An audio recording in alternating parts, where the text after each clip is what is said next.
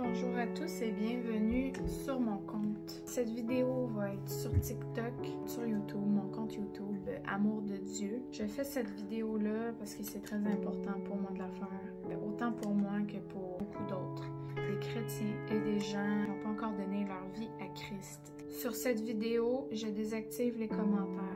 Tout simplement parce que je ne veux pas créer de division dans la chrétienté. Nous sommes tous frères et sœurs dans le Seigneur.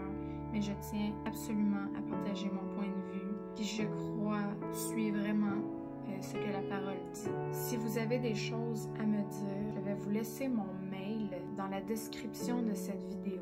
Je vais peut-être devoir faire plusieurs parties à cette vidéo parce qu'il y a beaucoup de points sur lesquels je dois toucher. Puisque sur TikTok, nous pouvons faire que des vidéos de 10 minutes et que sur mon compte YouTube, j'ai pas des vidéos qui sont très longues et je voudrais que ça continue comme ça, donc je risque de faire plusieurs petites vidéos.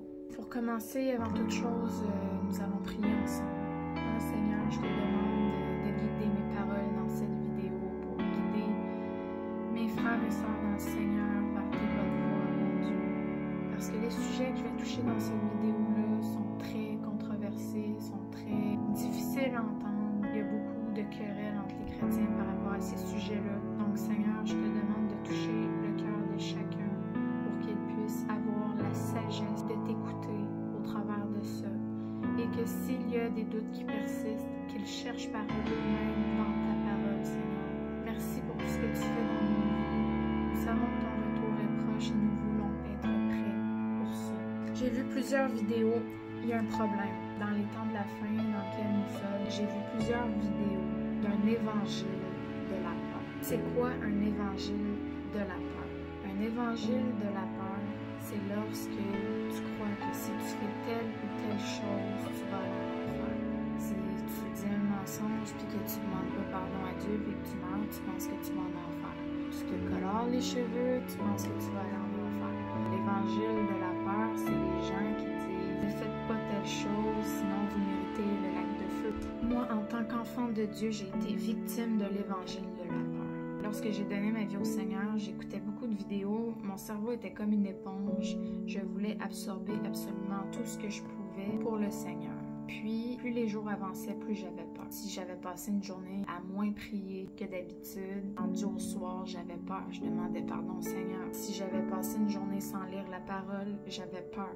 Je pensais que je méritais de rester sur terre lors de l'enlèvement.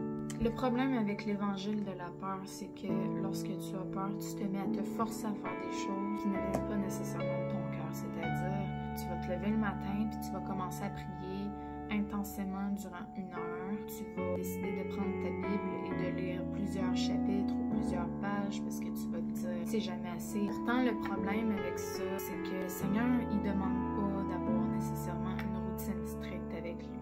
Le Seigneur, il désire avec toi une relation, c'est-à-dire comme avec un ami, comme avec un père, comme avec un proche, un parent, etc.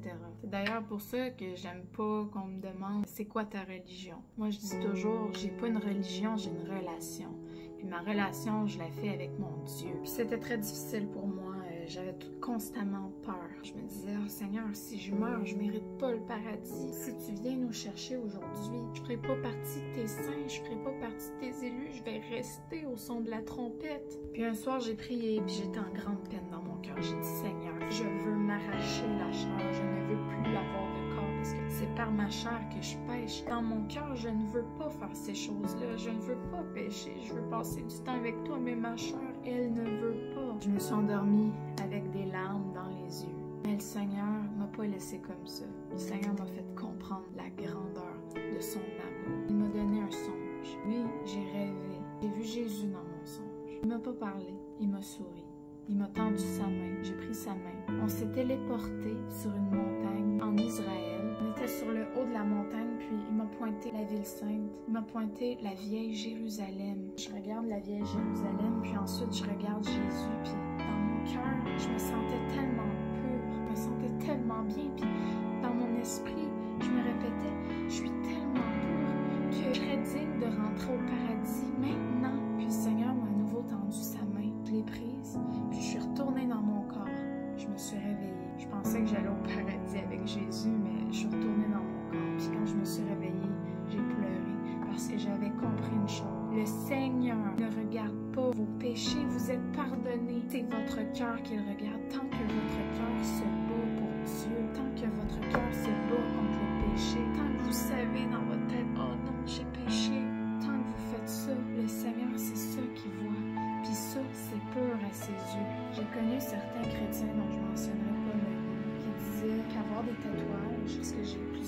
tatouage qui date de avant que je donne ma vie au Seigneur.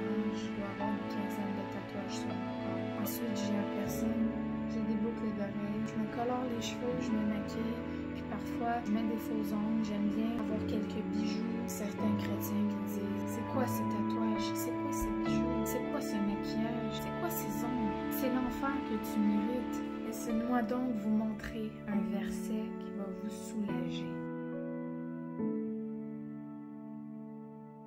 Ce que veut dire ce verset, il y a des choses qui sont pas vraiment utiles, qu'on fait quand même. Est-ce que c'est mal? Non. Est-ce que c'est bien? Non. C'est un peu comme un entre-deux. Par rapport, par exemple, à mes tatouages, j'ai choisi de plus m'en faire. C'est un choix personnel devant le Seigneur. Mes boucles d'oreilles, je me sens pas mal devant le Seigneur. Il y a d'ailleurs certains versets bibliques, si je les retrouve, je vais les mettre ici, qui en parlent. Certains versets qui parlent de bijoux, etc. Pour le maquillage, je crois sincèrement que ce n'est pas mal de se maquiller. Ce qui est mal, c'est d'abuser. Je veux dire, je pense que l'abus en n'importe quoi, c'est mal. Si tu ne peux pas sortir de chez toi sans avoir de maquillage, c'est un problème. Ça veut dire qu'il y a quelque chose qui ne fonctionne pas et que tu dois remettre entre les mains de Dieu pour qu'il puisse t'aider à résoudre ton problème. Je crois aussi que ce qui est mal, par exemple, tu t'habilles de façon à vouloir provoquer les hommes, provoquer les femmes. Si tu es une occasion de chute pour ton frère, c'est là que c'est mal. Si tu es une occasion de péché pour ton frère ou ta soeur dans le Seigneur, c'est pas bien. Je vous en supplie, arrêtez d'enseigner l'évangile de la peur. Jésus-Christ est mort à la croix pour pardonner nos péchés, passés, présents et futurs. L'œuvre de la croix, c'est quoi? Est-ce que l'œuvre de la croix ne couvre pas un péché tel que le maquillage abusif, les tatouages abusifs ou n'importe quel péché en réalité? Il n'y a plus aucune condamnation pour celui qui est en Jésus-Christ. L'important, c'est comment est ton cœur par rapport à ce que tu fais. Est-ce que tu sens au fond de toi qu'il y a quelque chose qui te dit « fais pas ça ». Si cette petite voix te dit « fais pas ça », recherche dans la parole. Le Seigneur nous inspire toujours le chemin à suivre. Il ne faut pas non plus prendre le Seigneur pour quelqu'un de stupide. Si dans ton cœur tu te dis « c'est pas grave si je fais telle ou telle chose », le Seigneur va me pardonner. Je te le dis, c'est mal. Ça veut dire que tu as un cœur mauvais et que tu dois remettre ça entre les mains de Dieu. Dieu connaît l'état de ton cœur et de ton âme. Il ne faut pas que tu le prennes pour quelqu'un de stupide. Si vous êtes quelqu'un qui avait très peur de manquer l'enlèvement ou d'aller en enfer, souvenez-vous d'une chose. Demandez tout le temps pardon à Jésus. Oui, Seigneur, aujourd'hui j'ai fait tel ou tel péché, je te demande pardon, faut que tu m'aides là-dedans. Ou c'est un péché récurrent que tu n'es pas capable d'abandonner. Demande au Seigneur, dis-lui, Seigneur, je veux arrêter ce péché-là, puis je suis pas capable, je tombe toujours, il faut vraiment que tu m'aides, je suis pas capable dans mes propres moyens. Ma chair est tellement faible, mais dans mon cœur, je sais que je veux faire ta volonté, non la mienne. C'est très important que vous preniez le réflexe de demander pardon. Si vous ne voulez pas avoir une routine du pardon, faites-le aussitôt que vous savez que vous avez péché, demandez immédiatement pardon. Le Seigneur, je ne le crois pas personnellement qu'il va vous punir pour quelque chose que vous ne savez pas qui était mal.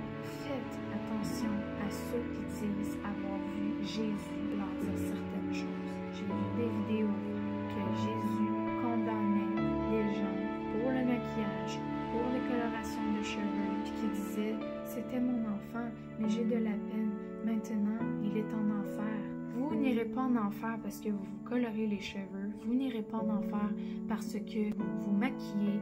Vous allez aller en enfer si votre cœur est impur.